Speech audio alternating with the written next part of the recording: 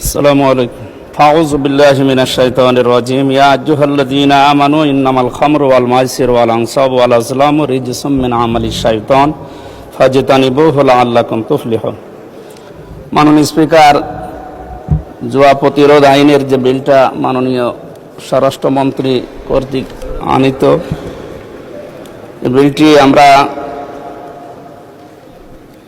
150 বছরের পুরাতন শুনলাম। এর আগে কোরআনে কারীম 1500 বছর আগে নাজিল হওয়া কিতাব।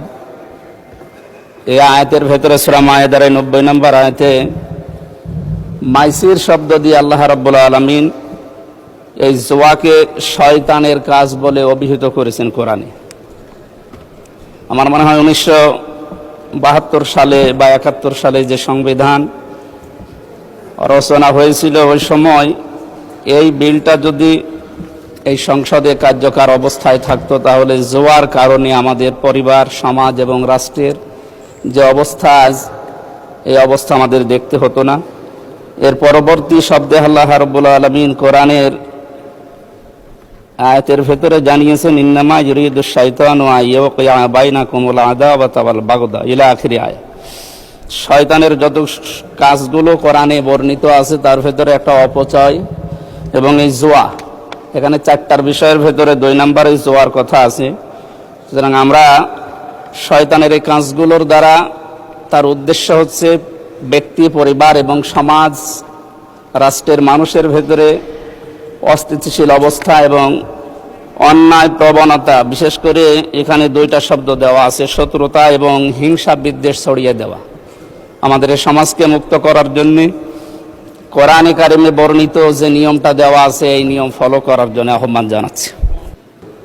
আল্লাহ তাআলা আগে মদকে হারাম করেছেন। ইন্নামাল খামরু, খামরু মানে মদ, মদকে হারাম করেছেন। এরপরে জুয়ার কথা এসেছে।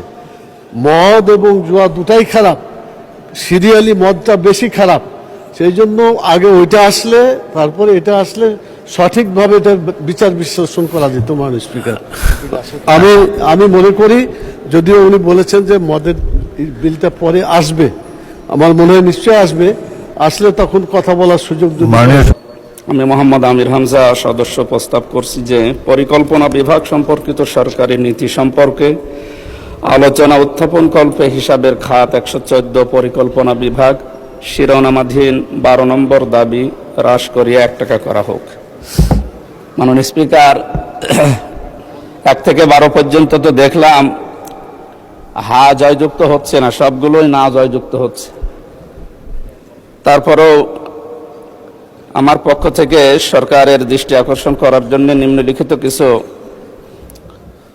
বিষয়গুলো তুলে ধরছি। প্রকল্প গ্রহণের আগে বাস্তবসম্মত সম্ভাব্যতার সমীক্ষা ও সুবিধা ব্যয় সুবিধা বিশ্লেষণে বাধ্যতামূলক করতে হবে। প্রকল্প বাস্তবায়নে বিলম্ব ও ব্যয় বৃদ্ধি রোধে কঠোর তদারকি এবং নিয়মিত মূল্যায়ন নিশ্চিত করতে হবে। বার্ষিক উন্নয়ন কর্মসূচি এডিপি বাস্তবায়নে স্বচ্ছতা, জবাবদিহিতা ও গুণগত মান নিশ্চিত করতে হবে। রাজনৈতিক বিবেচনার পরিবর্তে জনগণের প্রকৃত চাহিদা ও আঞ্চলিক বৈষম্য বিবেচনায় প্রকল্প নির্বাচন করতে হবে। দুর্নীতি, অপচয় এবং অনিয়মের বিরুদ্ধে গুরুত্বপূর্ণ ভূমিকা পালন করতে হবে। সংসদীয় স্থায়ী কমিটির সুপারিশ বাস্তবায়ন এবং প্রকল্পগুলো সম্পর্কে নিয়মিত তদারকি করতে হবে।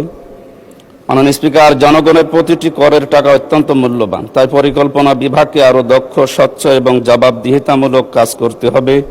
সেই লক্ষ্যে আমি এই ছাঁটাই প্রস্তাবের পক্ষে যে বক্তব্য প্রদান করেছি, আশা করছি সরকার এগুলো বিবেচনায় নেবেন। মাননীয় স্পিকার, আপনাকে ধন্যবাদ।